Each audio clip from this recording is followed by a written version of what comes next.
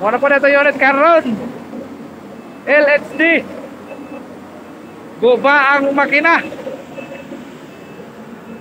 Muna ako matiraja ron dre. Guba ang makina. O tangtang na ako kawan Jack. Mukawan mo Jacko. What? Oh Jacko. Wow.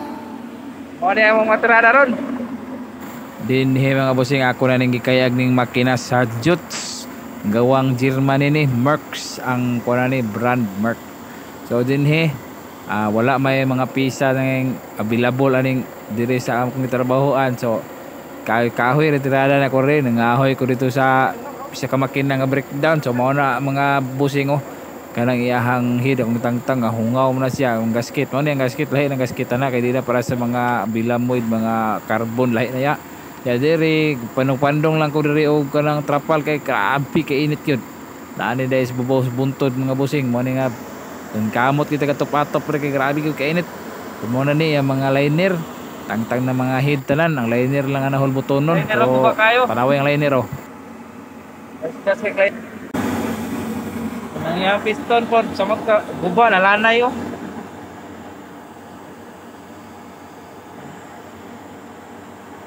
Magamit pa Guba kayo. Jack. Po Jacko. Jacko.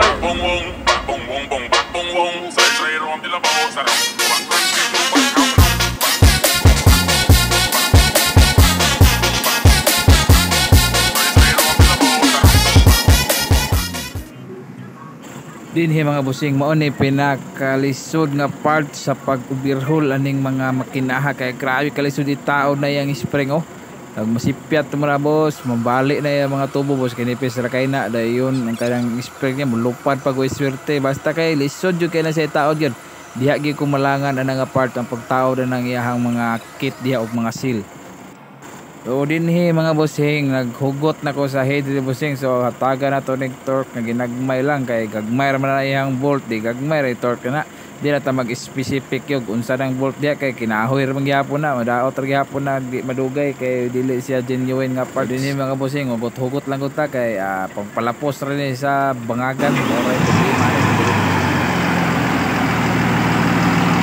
Wow.